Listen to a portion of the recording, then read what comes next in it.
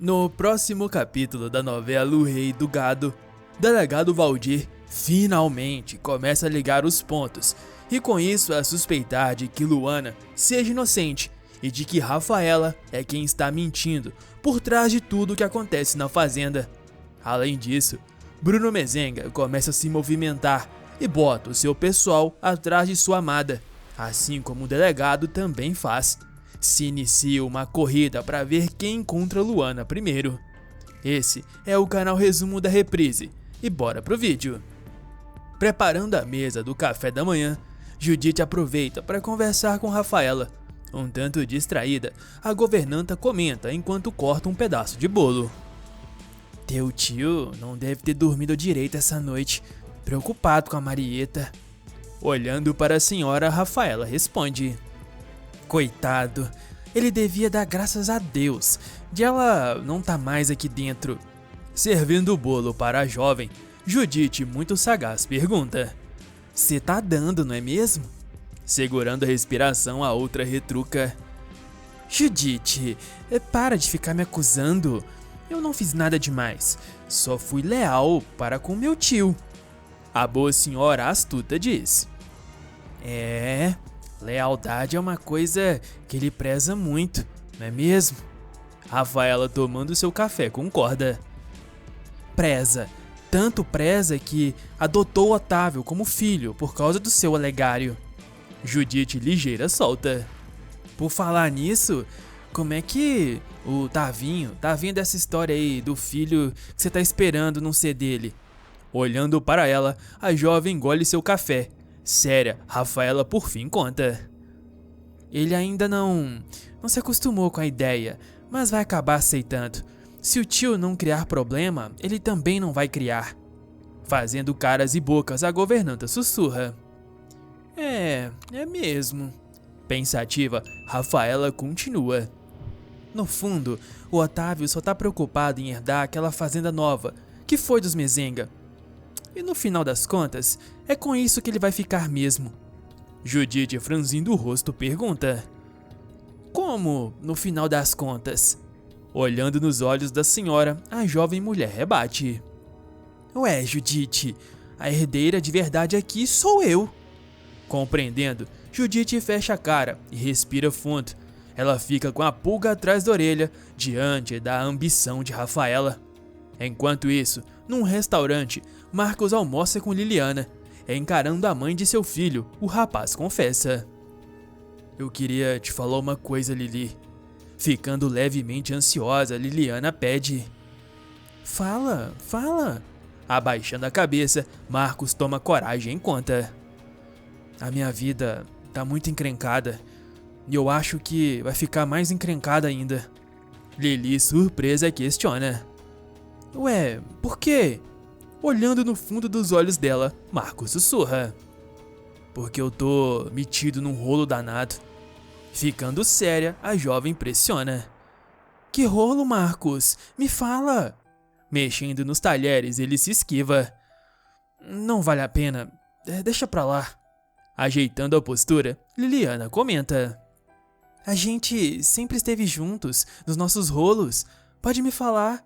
Marcos, preocupado, explica. Mas agora eu acho que a coisa vai feder pro meu lado. A moça, olhando nos olhos claros de Marcos, pergunta. Ué, por que feder? Não me assusta. Sem jeito, o rapaz então conta. Lembra da Rafaela, lá do sul de Minas, sobrinha do meu tio Jeremias? Fechando a cara, Liliana confirma. Claro que me lembro. Como eu não vou me lembrar? Você vivia correndo atrás dela. Ainda por cima teve aquele Otávio que veio procurar ela aqui. Interrompendo, Marcos continua. Pois então, por causa dela eu entrei numa fria. Sem entender tanto o mistério, Liliana indaga. Ué, por que numa fria? Olhando nos olhos da mãe de seu filho, o jovem responde. Porque, mesmo sabendo que ela era uma Berdinazzi, eu entrei na dela. Eu botei uma corda no meu pescoço, como se diz. Liliana, não gostando do teor da conversa, rebate. Do que você tá falando, Marcos? Botou uma corda no pescoço? Não aguentando mais esconder, ele então confessa. Lili, eu vou ter que pagar por um crime que eu não cometi. Chocada, a jovem solta. Meu Deus, mas que crime, Marcos? Marcos, com os olhos arregalados, sussurra. Assassinato. Crime de morte. E ela ainda enrolou meu pai nessa história. Eu acho que a gente não vai ter outra saída mesmo. Vai ter que arrumar um bom advogado pra defender a gente. Lili, sem conseguir compreender, insiste. Meu Deus do céu, do que você tá falando? Angustiado, ele afirma. Eu tô ferrado, Lili, tô ferrado. Mas eu vou tirar meu pai dessa. Porque eu também vou confessar que fui eu que dei o tiro no tio Jeremias. Preocupadíssima, a jovem implora. Não faz isso, Marcos. Sem saber mais o que pensar, Marcos sussurra. E ela ainda veio falar que tá esperando um filho meu. Não esperando por essa, Liliana solta. Como? Ela também tá esperando um filho teu? Marcos, olhando nos olhos de Lili, então garante. Mas isso é outra mentira dela. E mesmo que seja verdade, eu não vou reconhecer esse filho, nem que eu esteja preso na cadeia. O único filho que eu reconheço é esse que você tá carregando aí, que eu já amo. Assim como eu tô aprendendo a amar você. Abaixando o olhar, Liliana confessa sem jeito. Eu não preciso aprender a te amar. Eu sempre te amei. Emocionado, ele comenta. Pena que eu nunca me dei conta disso. Lili, aconteça o que acontecer comigo, eu não quero que nada atinja o nosso filho. Nada. Séria, Liliana diz. Eu não vou deixar. Horas depois, o delegado Valdir volta à fazenda Berdinazzi para continuar as suas investigações. Observando Judite limpar a casa, ele, como quem não quer nada, diz: essa fuga da sobrinha Marieta de seu Jeremias é realmente muito estranha, não é, dona Judite? Vocês não têm realmente nenhuma notícia dela, não? Séria, a boa senhora confirma. Nenhuma. Insistente, o delegado continua. Mas é que eu preciso dela aqui, não é? Para poder instruir o processo que eu quero mover contra o seu Bruno Mezenga. Agora, tem uma coisa que me intriga, dona Judite. Arregalando os olhos, Judite pergunta o que é. Encarando-a, Valdir então questiona. Por que a dona Rafaela demorou tanto para confessar que entregou aquela arma pro senhor Marcos Mezenga matar o Dr. Fausto, hein? Mentindo, ela se esquiva. Ah, isso não sei lhe dizer não. Pensativo, o homem da lei solta. Pois é, a senhora se lembra que eu mandei examinar aquela arma em busca de impressões digitais? Judite, se sentindo pressionada, responde gaguejando. Eu tô lembrada sim, senhor. Respirando fundo, Valdir diz. E a senhora lembra que o senhor Marcos Mezenga se colocou espontaneamente à disposição para que tirasse as impressões digitais dele aqui, nessa sala, nessa mesa? Pensando, a boa senhora confirma. Eu tô lembrada. Mantendo o raciocínio, ele comenta. E que depois nós só encontramos as impressões digitais do seu Jeremias naquela arma. Sem entender onde ele quer chegar, Judite sussurra muito tensa. É verdade. Com um gancho certo, o delegado fisga. Aí, eu lhe faço uma pergunta, dona Judite. O que a senhora acha? O senhor Marcos faria isso se ele tivesse culpa no cartório? Nervosa, a governanta titubeia. Eu é que sei. Dr. Valdir, o senhor é que é o delegado aqui, que estava investigando essas coisas. Rindo e suspirando, Valdir comenta. Pois é, dona Judite. Agora tem uma outra pergunta que eu tô me fazendo, sabe? Judite, arregalando os olhos, solta. Qual? Sem papas na língua, ele diz. Se eu tiver que prender a dona Marieta, como é que a senhora acha que o seu Jeremias vai encarar isso, hein? Astuta, ela sussurra. Ele não vai poder fazer nada, né, coitado? O delegado pensativo concorda. E se ela fugiu pra casa do Bruno Mezenga, ela acabou assinando a confissão de culpa dos dois, viu? Conhecendo Luana, Judite rebate. Mas ela não foi pra lá não. Percebendo a firmeza nas palavras da boa senhora, delegado Valdir franze o rosto e pergunta: Como é que a senhora sabe disso, dona Judite? Olhando nos olhos dele, a governanta confessa: É que o seu Jeremias pediu pra eu ligar lá, perguntando. À noite, na mansão Mezenga, Bruno está em seu escritório conversando com um funcionário de confiança. Sério, ele segura o telefone e fala: Ô Mauriti, você me pega o jipe que tem aí na fazenda e me dá um pulo até lá. Me dá um pulo até lá onde tá assentado esse tal de Regino com o pessoal dele e me veja se a Luana voltou lá pra junto deles. Não, Mauriti, se você perceber que a Luana tá lá de novo, junto deles, você só me avisa. Se ela não chegou lá ainda, você fica atento. Não, Mauriti, faz só o que eu tô lhe mandando. Se a Luana chegou lá, ou se ainda vai chegar, você me avise. Você me faz favor. Tá bom. Tchau, obrigado. Soltando um suspiro pesado, Bruno coloca o aparelho no gancho. Pensativo e preocupado, ele sussurra só para si: Você não vai mais fugir de mim, Luana, porque eu te quero demais. Na manhã seguinte, enquanto Marcos e Bruno fazem o seu de jejum, Dimas entra na sala de jantar e para ao lado de Júlia. Curioso e prestativo, o motorista educadamente pergunta: Então, seu Bruno, a gente não vai lá pro Pontal? Comendo, o rei do gado explica: Não, Dimas, não vai adiantar nada. A Luana não foi pra lá.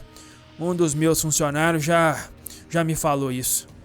Pensativo, Marcos questiona: Pra onde ela terá ido então, pai? Bruno, levemente irritado, responde: Como é que eu vou saber, filho? Eu achava que ela tinha ido lá pro Pontal pra se juntar com aqueles amigos sem terra dela, mas ela não foi. Ligeira, Júlia intervém: Como é que ela poderia ter ido pra lá, seu Bruno, saindo do sul de Minas? Soltando um bufo, o poderoso fazendeiro confessa: Eu não sei, Júlia. Marcos sensato comenta: Olha, é muito chão. Pode ser que ela esteja nas estradas ainda. O rei do gado tenso responde: Isso é que tá me preocupando, filho. Ela deve estar assustada com as mentiras que a tal de Rafaela inventou. Júlia, curiosa, indaga: E o senhor não está, seu Bruno? Olhando para a empregada, Bruno rebate: Não, Júlia. Eu não tô. Eu tô preocupado com a Luana. Eu vou ligar para aquele delegado para saber se ele tem alguma notícia. Sem perder tempo, Bruno telefona para o delegado Valdir. Sério, o homem da lei explica: Nós ainda não temos notícia nenhuma da dona Marieta, seu Bruno Mezenga. Mas o senhor não se preocupe, que nós estamos empenhados em encontrá-la. Determinado, o fazendeiro retruca: Mais empenhado do que eu, o senhor não tá, doutor Valdir. Porque só ela é capaz de desmentir a história que aquela safada inventou. O delegado atento argumenta: Mas ela continua sustentando que tudo o que disse é verdade. Exato. E se a dona Marieta não aparecer, o senhor vai estar encrencado, seu Bruno. Aliás, como já tá o seu filho, não é? Bruno, impaciente, defende Marcos, dizendo: O meu filho também não tem culpa nenhuma no cartório. E nós vamos provar isso em juízo. Passe bem. Desligando a chamada prontamente, Bruno fecha a cara. Marcos, que estava ali o tempo todo, pergunta: E então, pai? Cabisbaixo, Bruno sussurra: Nós precisamos encontrar a Luana, filho. Só ela é capaz de desmentir aquela maledeta. Confuso, o rapaz solta: Mas aonde, pai? Arregalando os olhos, o rei do gado responde: Onde ela estiver, filho. Onde ela estiver. Ela levou um filho meu com ela. Horas depois, já cansado de levantar informações que podem ajudar no caso, o delegado Valdir faz uma última ligação no dia. Respirando fundo, ele explica para um colega: Estou lhe dizendo, doutor Bordon, se o senhor, por acaso, vir a dona Marieta por aí, por favor, o senhor me avise. Eu também coloquei o meu pessoal aqui no sul de Minas atrás dela. Ok, se o companheiro tiver qualquer notícia, por favor me avise. Muito obrigado, até logo. Colocando o telefone no gancho, Valdir fica a pensar. Tentando entender o que está acontecendo com Luana, ele por fim sussurra: mas se ela tá fugindo, por que ela não voltou pra lá, junto do rei do gado? Enquanto isso, indo para onde ninguém imaginaria que pudesse ir, Luana chega com um caminhão de boias frias numa fazenda de cana-de-açúcar. A moça, que nunca desejou riquezas e heranças, se veste novamente com as roupas puídas e sujas para trabalhar no meio da lavoura, debaixo de sol e de tempo seco. Abrindo mão de uma vida luxuosa, a verdadeira Marieta Berdinazzi prefere o suor do trabalho pesado. Cortando as canas de açúcar, Luana é acompanhada por outra boia fria. Vendo que a jovem se machuca e solta um arquejo de dor, a companheira de lida pergunta: que foi, Luana? Sincera, ela confessa: eu não tô aguentando mais de dor no punho. Um tanto maldosa, a outra mulher diz: é por causa que você perdeu o costume. Se faz tanto tempo que você não lida com cana. Preocupada, Luana solta: mas se eu perco o rendimento, vou me mandar embora. Amansando, a amiga aconselha: não manda não, vamos amarrar essa munheca. Dito isso, ela se ajoelha ao lado de Luana e passa um tecido bem firme em volta do pulso machucado. Luana agradece a gentileza e a outra oferece água.